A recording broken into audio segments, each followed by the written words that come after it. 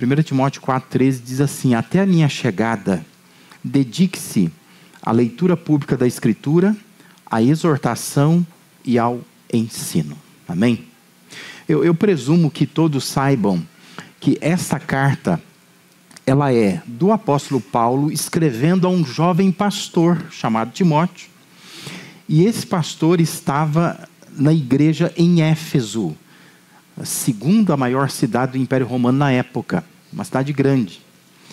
Quando a gente lê atentamente a primeira carta, a gente percebe que esse jovem pastor Timóteo, ele estava naquele momento ali demonstrando alguns traços de pouco ânimo.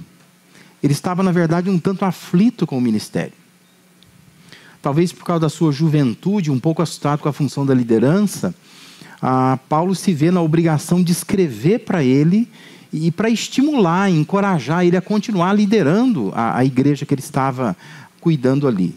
Por isso que já no capítulo 1 a gente encontra uma declaração, como lá em 1 Timóteo 1,18, que diz assim: este é o dever que te encarrego, ó filho Timóteo, segundo as profecias de que antecipadamente foste objeto. Aí ele fala assim: combate, firmado nelas, o bom combate. Porque o Timóteo é alguém que está quase desistindo do combate. E Paulo está preocupado com isso. Paulo está preso e ele precisa, de alguma forma, ajudar esse rapaz que está no momento aí de desânimo. Aí Paulo, então, lá no capítulo 3, versículo 14, promete que ele vai vê-lo em breve, porque há uma perspectiva de que Paulo esteja livre e ele vai ver o Timóteo. Ele quer estar lá com ele em Éfeso. E ele quer ter um tempo com ele. E aí lá em 3,14 ele diz: eu escrevo-lhe estas coisas, embora eu espere ver você em breve. Eu quero te ver em breve. E ele está planejando uma viagem até lá. E o verso que lemos inicialmente é uma espécie de súmula. Enquanto eu não chego, Paulo está dizendo: se concentra nisso. Dê foco nisso. Você já foi viajar e deixou a sua casa, seu apartamento para alguém cuidar? Quando a gente faz isso, você dá à pessoa algumas recomendações que são aquelas essenciais, não é? Se fosse na minha casa, eu ia dizer para a pessoa assim: olha, não esquece de regar as minhas plantas, que eu tenho muitas plantas em casa.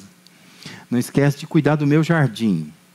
Abra a casa para ela, que ela precisa ser arejada, né? E quando você for embora, não esquece de fechar, trancar tudo direitinho, para não deixar nada aberto. Que é um lugar onde eu moro que venta muito. E quando venta, se tiver coisa aberta, pode estragar. Eu diria isso. O que você diria se você deixasse alguém cuidando da sua casa? Claro que tem, no seu dia a dia você limpa a casa, você faz uma série de outras coisas que são importantes para você. Mas quando você vê que a outra pessoa, ela não pode fazer tudo o que você faz, você se concentra naquilo que é essencial, não é? Isso aqui não pode deixar de acontecer. É mais ou menos isso que Paulo está fazendo com Timóteo aqui. A versão do Almeida Revista e Corrigida traduziu assim: persiste em ler, exortar e ensinar até que eu vá. Isso é o essencial. O que isso significa? Paulo estava pedindo a Timóteo para se aplicar, para empreender um esforço pessoal, para dar uma atenção muito especial em prol daquilo que o apóstolo estava pedindo, que julgava que é essencial. Está dizendo: uma igreja não pode ficar sem isso. Então você se concentra nisso. Eu sei que você está desanimado, você está assustado com a liderança, mas se você deixar de fazer outras coisas, talvez não faça tanta falta. Mas estas coisas vão fazer muita falta na igreja. Então veja, se Paulo pede a um líder para se concentrar nessas 3 áreas, é porque elas eram essenciais para a preservação e sustentação da igreja, não é? Ela é a base espiritual para a vida das pessoas daquela igreja. Está dizendo: olha, isso aqui não pode faltar, de jeito nenhum. É como quando você manda o seu marido, você mulher, né, no supermercado, e você fala para ele assim: ó, tenta trazer tudo isso, mas caso não dê, porque está às vezes no final do mês já, né, às vezes vai ficar muito cara a compra, Isso aqui não pode faltar. São aquelas coisas essenciais para a receita ou para as receitas que você quer fazer. Sabe que todo o contexto aponta para a Escritura Sagrada, para a Bíblia, como um instrumento que Paulo esperava que Timóteo se apegasse até a sua chegada. Na verdade, o que Paulo está dizendo é, olha, eu sei que você está desanimado, você está meio assustado, mas agarra na sua Bíblia. E Paulo está dizendo assim, ó, leia a Bíblia para a igreja. Exorte a igreja com a Bíblia, pela Bíblia. E ensine a Bíblia para a igreja. Compreende? Até que eu vá, se dedique à leitura pública da Bíblia, exorte por meio da Bíblia e ensine a Bíblia para as pessoas. É isso que Paulo estava dizendo para Timóteo. Por que que isso é tão importante? Isso tem a ver com o valor das Escrituras Sagradas na vida de uma igreja. Uma igreja, ela pode girar em torno de várias coisas. Mas quando tudo na igreja gira em torno da palavra de Deus, isso faz muita diferença na vida da igreja. E Paulo está dizendo para Timóteo, olha, tem bastante coisa que se faz na igreja, a gente pode pensar em várias coisas, mas já que você está desanimado, já que você está a ponto de desistir, eu quero que você continue combatendo o bom combate. Até que eu chegue, até que eu vá, eu quero que você não deixe de fazer essas coisas. E essas coisas estão relacionadas à Bíblia, à palavra de Deus. Leia a Bíblia para as pessoas, exorte as pessoas por meio da Bíblia, ensine a Bíblia para elas. O restante, se você não puder visitar, se você não puder aconselhar pessoas, se você não puder, cuidar das coisas da igreja, da limpeza, coisas administrativas, não tem problema. Mas até que eu vá, eu quero que você se concentre nisso. Se apega à sua Bíblia, lê para o povo, exorte o povo com ela, ensine o povo através dela. Pergunta é, por que que isso é tão essencial? Porque a gente vai presumir, evidentemente, que se Paulo está dizendo isso para Timóteo, é que o povo da igreja não pode ficar sem isso. Significa que nós não podemos ficar sem isso. E aí vem a importância da Escritura para nós. E por que que ela é tão importante, ela é tão essencial para nós? Nós precisamos nos apegar a ela. Primeira resposta é porque a Bíblia, ela é a fonte de onde nós precisamos extrair coisas para a nossa vida. Observe a orientação simples que Paulo está dando. Ele está dizendo assim, até minha chegada, dedique-se à leitura pública da Escritura. Paulo estava afirmando para Timóteo que o sucesso do seu ministério dependeria não das suas ideias, mas o sucesso de Timóteo ia depender de colocar as suas ovelhas, o seu rebanho, em contato com a palavra de Deus. Dar às pessoas acesso à palavra de Deus. Na verdade, uma igreja, ela só vai para onde o pastor vai. Se o pastor fizer firula o culto inteiro, se o pastor ficar fazendo graça, ficar fazendo piada, se o pastor ficar mandando repetir uma música, se o pastor se perder nos avisos, se o pastor começar a chamar a gente na frente e dar oportunidade para falar, o outro falar, a igreja vai na boa atrás do pastor, né? Ninguém vai estranhar. Exceção de alguns críticos, talvez vão dizer assim, não estou gostando desse negócio. Mas normalmente o rebanho vai atrás do pastor. Paulo estava dizendo para Timóteo, não deixa seu rebanho ficar nesse meio, sabe? Fazer um culto cheio de entretenimento. Paulo está dizendo assim, olha, a Bíblia é a fonte. E você precisa ler a Escritura para esse povo. O povo precisa ouvir de Deus. Ouvir das Escrituras. E se ao líder cabe a tarefa de se aplicar à leitura pública, significa que aos liderados cabe ouvir essa leitura. Prestar atenção nessa leitura. Por isso que é essencial a gente manter a confiança na palavra de Deus que foi escrita. Deus nos deixou uma palavra escrita. E quando a gente lê a Bíblia, significa que nós confiamos que ela é a fonte de onde saem orientações para a nossa vida. É dela que a gente bebe. Na vida cristã você precisa depender mais do que Deus já disse do que daquilo que você está esperando Deus dizer, ou você quer que Deus diga. Porque nós somos uma geração de crentes que a gente parece que a gente quer que Deus fale. A gente diz assim, Deus fala comigo, Deus fala comigo, Deus fala comigo. Eu fico sempre com a impressão de que Deus está no céu assim, eu já falei. Dá para você ler, por favor? Quantas vezes você já leu sua Bíblia? O quanto você conhece da sua Bíblia? Deus já falou, Deus já deixou um livro escrito. Nós precisamos depender, essa é a nossa fonte. Não adianta ficar buscando revelações de Deus, pedindo a Deus, Deus fale comigo. Eu sempre acho que Deus vai dizer assim, leia por favor, né? Porque você tem um livro na mão, leia. É a fonte, leia esse livro.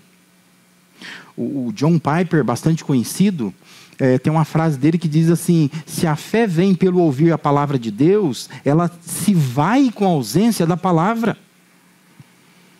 E é por isso que é importante nós entendermos que a Bíblia é a nossa fonte.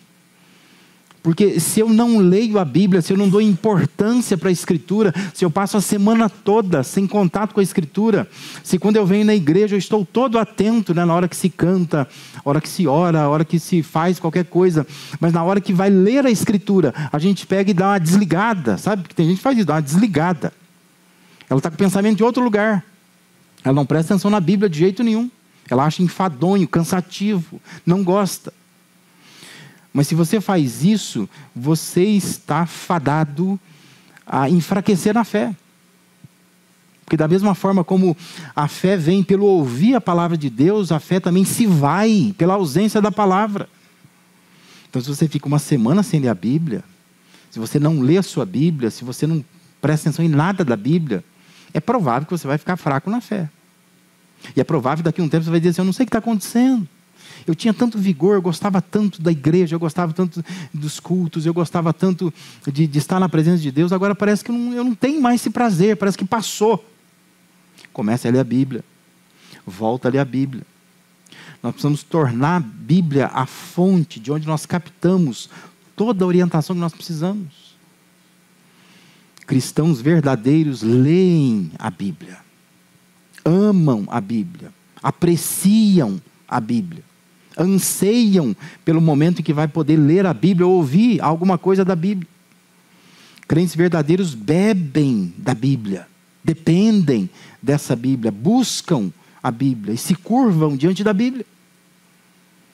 Nós precisamos entender que, como diz o Salmo 119, 105, ela é a lâmpada para os pés, é a luz para os nossos caminhos. Então nós precisamos tornar a Bíblia, tornar a palavra algo essencial na vida cristã.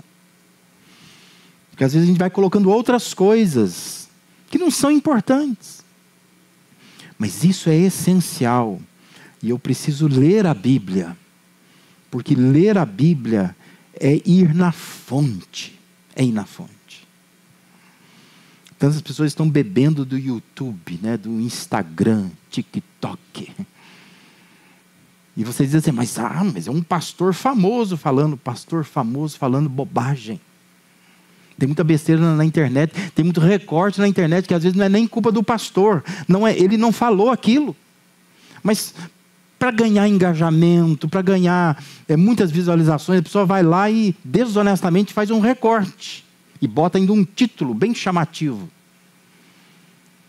E aí então, as pessoas elas vêm, né? A mensagem no meu canal do YouTube que mais tem visualização, nem aparece a minha cara. As pessoas ouvem a minha voz. Mas por que tanta gente ouve aquela mensagem? É por causa do título que está no YouTube. Que o título é assim, a Bíblia é mesmo viva e eficaz? Opa, é isso que o pessoal quer ver, né? Toda vez que você coloca um título assim, as pessoas vão dizer, opa, isso aí eu quero ver. A mais visualizada, a mais comentada, a mais criticada, a mais elogiada, tudo mais você imaginar está lá, né? Hoje eu nem sei, tem que ver lá em quantos mil está lá as visualizações. A última vez que eu vi estava 20 mil e tantas lá. Porque hoje a gente faz isso, né? A Bíblia não é a fonte é o YouTube, a fonte é o TikTok, a fonte é o Instagram, é o Facebook. E a gente diz assim, não, mas eu estou sempre em contato com a palavra, porque eu estou ouvindo bastante coisa, tem uns pastores que eu sigo lá. É melhor você ser um bereano, vá à palavra.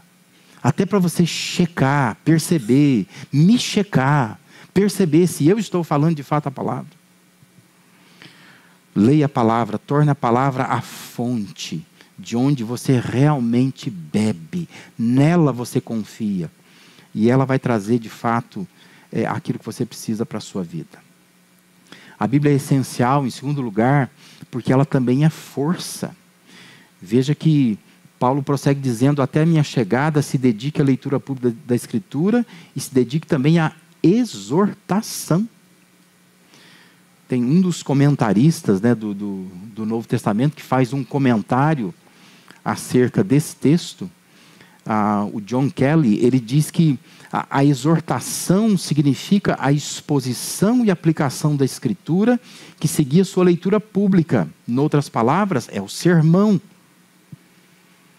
Porque a performance, né, a liturgia do culto na igreja primitiva, a princípio ela seguia o formato das sinagogas judaicas. Se você quer entender isso, leia lá, por exemplo, Atos 13, 14, 16. Lá vai dizer que de Perge prosseguiram até Antioquia da Psídia. E diz que no sábado eles entraram na sinagoga e se assentaram.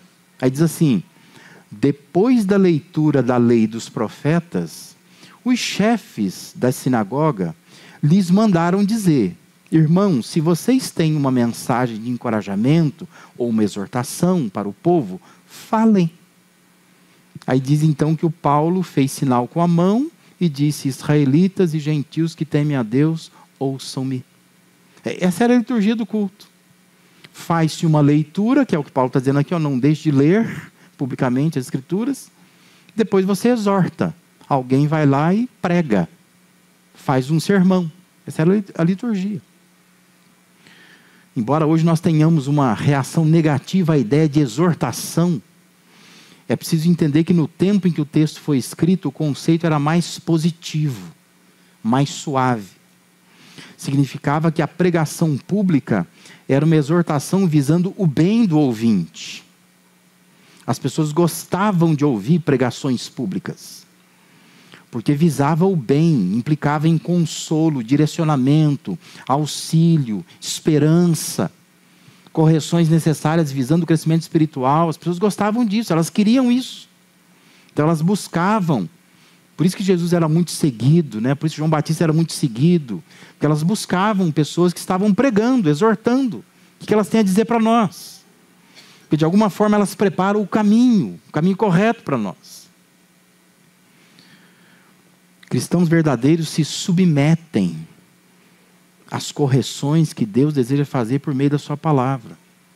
E fazem isso porque sabem que da Bíblia vem a força que necessitam para viver. A Bíblia é a nossa força. Nós precisamos nos ver como ainda não completos. A gente precisa se perceber como pecador, como gente que carece todo dia da orientação de Deus. Gente que precisa de ajuste, que precisa crescer, que nunca a gente está pronto. Quando Paulo escreve aos Tessalonicenses, capítulo 2, versículo 1, Tessalonicenses 2, 11 e 12, Paulo diz assim, pois vocês sabem que tratamos cada um como um pai como o pai trata seus filhos, exortando, consolando, dando testemunho, para que vocês vivam de maneira digna de Deus, que o chamou para o seu reino e para a sua glória. Está aí algo que é essencial para a vida espiritual.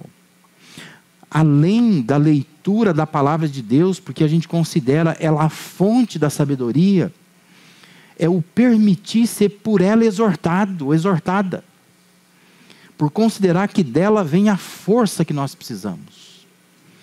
A Bíblia nos fortalece, por isso que é importante ler, por isso que é importante dar atenção a ela. O Salmo 119, versículo 97 a 100 diz assim, como eu amo a tua lei, Davi diz, como eu amo a tua lei.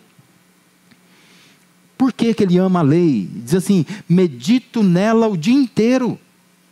Os teus mandamentos me tornam mais sábio que os meus inimigos. Olha aí, é a força que a Bíblia dá. A Bíblia te torna mais sábio do que quem está querendo te passar rasteira, do que o seu inimigo. Ele diz assim: porquanto estão sempre comigo, eu tenho mais discernimento que todos os meus mestres, porque eu medito nos teus testemunhos. Olha a força da Bíblia.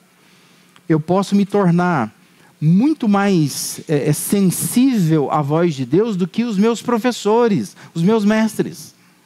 E Davi ainda diz: tenho mais entendimento que os anciãos, pois obedeço aos teus preceitos. Ou seja, eu consigo ser mais entendido do que as pessoas mais velhas que eu, porque eu estou obedecendo aos teus preceitos. Da Bíblia vem força. Quer ser um crente forte, não um cristão forte, uma pessoa de fato espiritualmente forte? Você precisa ter contato com a Bíblia, e você precisa permitir que a Bíblia te exorte, porque a Bíblia não quer o seu mal, Deus não quer o seu mal, o pastor não quer o seu mal, quem está ensinando a escola bíblica não quer o seu mal, está querendo direcionar a sua vida, e colocar a vida de uma forma que ela esteja mais forte, para não ser essa vida tão frágil, que a toda hora está sucumbindo a alguma coisa. A palavra de Deus, a Bíblia, ela nos fortalece, ela é a nossa força, por isso que ela é essencial em nossas vidas. E por fim, a Bíblia é essencial na nossa vida porque ela é fundamento. Paulo diz: até a minha chegada, dedique-se à leitura pública da Escritura, à exortação, mas Paulo diz: se dedique ao ensino. Ensinar demonstra preocupação com os rumos da vida das pessoas. Se dedicar ao ensino significava demonstrar preocupação com o que as pessoas iriam praticar. É diferente da exortação, porque a exortação tem a ver com correções na caminhada. Mas ensino tem a ver com a criação de bases. É fazer com que a pessoa tenha fundamento, que ela caminhe por convicções e não por emoções. Porque às vezes a pessoa num culto, dependendo de como a gente fala, como a gente faz, a música que toca, o jeito que dirige as coisas, a pessoa fica emocionada. E ela sai daqui assim com uma decisão. Só que isso não vai passar de segunda-feira. Porque ela não tem fundamento. Assim que ela escutar uma outra coisa, ela muda de rumo. Mas Paulo está dizendo: se dedica ao ensino, porque o ensino dá base para a pessoa. Paulo está dizendo para Timóteo: até que eu chegue aí, enquanto eu chego, vai cavando, sabe? Como se fosse uma casa, que você vai começar a construção, começa a cavar aí os buracos aí, para a gente fazer a fundação. Vai fundamentando esse povo. Quando eu chegar, outras questões, outros problemas, outras demandas, eu vou cuidar. Mas até que eu vá, eu quero que você se concentre nisso. Leia a palavra para esse povo. Corrige a caminhada desse povo pela exortação. E ensina esse povo. Vai criando base sólida, convicção na vida desse povo. Cristãos verdadeiros são guiados por convicções. É como Paulo disse na sua carta aos Efésios: quando a gente é guiado por convicção, nós não somos mais como crianças, que somos levados de um lado para o outro pelas ondas, nem jogados para cá e para lá por todo vento de doutrina, pela astúcia e esperteza de homens que induzem ao erro. A gente não fica vulnerável, fica mais estável, porque tem base. Por isso que a Bíblia é essencial na nossa vida. A palavra de Deus, ela é essencial na vida espiritual. Então, além de dar atenção à leitura da palavra, além de você se permitir ser exortado, exortada pela palavra, ela também é fundamento que sustenta a nossa fé, que nos mantém de pé quando as tempestades vêm. Por isso que é importante o ensino, que o ensino dá estrutura para as pessoas. Isso nos faz lembrar a comparação que Jesus fez, que está registrado em Mateus capítulo 7. Está resumido na tela aí. Mas lá em Mateus 7, 24 e 27, há um registro de que Jesus disse assim: portanto, quem ouve estas minhas palavras e as pratica, ou seja, a pessoa aprendeu, ela foi ensinada. Ele diz que é como um homem prudente que construiu a sua casa sobre a rocha. Aí ele diz assim: caiu a chuva, transbordaram os rios, sopraram os ventos e deram contra aquela casa. E ela não caiu, porque tinha seus alicerces na rocha. Aí diz assim: mas quem ouve essas minhas palavras e não as pratica, ou seja, não aprendeu nada, ela não está colocando o ensino em prática, ela não está sendo ensinada de fato. Ele diz que é como um insensato que construiu a sua casa sobre a areia. E da mesma sorte, caiu a chuva, transbordaram os rios, sopraram os ventos, deram contra aquela casa e ela caiu. E foi grande, Jesus diz lá, a sua ruína ou a sua queda. A nossa oração tem que ser como Davi orou no Salmo 119, versículo 33. Ensina-me, Senhor, o caminho dos teus decretos, e a eles obedecerei até o fim. Nós precisamos entender que a Bíblia é o nosso fundamento. Quando a gente ouve e a gente obedece aquilo, não é só ficar empolgado, porque a gente fica empolgado, né? Nós estamos num tempo que as pessoas gostam de falar assim: uau, né? Uau, que palavra! Então você fica empolgado com aquilo. E muitas vezes a empolgação é para passar adiante, não é para a gente praticar. Você quer compartilhar com alguém, ó, escuta isso aqui, porque isso aqui serve para você. É isso que ele está dizendo, né? Mas você não põe para dentro de você, você não põe em prática aquilo. Entenda, a Bíblia é o seu fundamento. Porque na história que Jesus contou, tanto aquele que ouve e pratica, e aquele que ouve e não pratica, ambos passam por tempestades. A promessa de Deus, de Jesus, nunca foi que a pessoa que ouve a palavra e ela pratica a palavra, ela não vai ter tempestade na vida. Ela vai ter tempestade na vida. A diferença é, quando a tempestade vier, você tem base, você tem alicerce. Porque a Bíblia é o seu fundamento. Você fica firme. Essa é a diferença. Por isso que ensino é algo preventivo. É algo que a gente põe para dentro da nossa vida, você nem sabe quando aquilo será útil. Mas em determinado momento aquilo será útil. Porque é uma base importante, muito importante. Veja o que tem acontecido lá no Rio Grande do Sul, né? Você tem numa rua casas construídas na mesma época, umas completamente destruídas, outras estão lá, sujas, quebrou alguma coisa, mas você percebe que havia alguma diferença naquela construção. Porque passaram pela mesma chuva, pelo mesmo volume de águas, pela mesma força de águas. A diferença estava na construção. Que tipo de construção aquelas casas tinham? A sua vida, a vida de outras pessoas vão passar também por tempestades. E como é que ela vai resistir nas tempestades? Vai depender do ensino. Se você realmente foi ensinado na palavra de Deus. Se você absorveu esse ensino. E se a palavra é o seu fundamento. Então a palavra de Deus, ela é essencial na nossa vida. E nós precisamos torná-la cada vez mais essencial para a vida espiritual. Porque ela é fonte, ela é força, ela é fundamento. Aprenda isso nessa noite, leva isso para a sua semana, pensa sobre isso. Tenha tempo com a sua Bíblia. Hoje nós temos tantas ferramentas, você pode ouvir a Bíblia. Tem aplicativos no celular.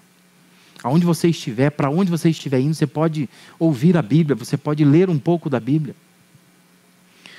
Temos tantos recursos. Faça da Bíblia a sua fonte.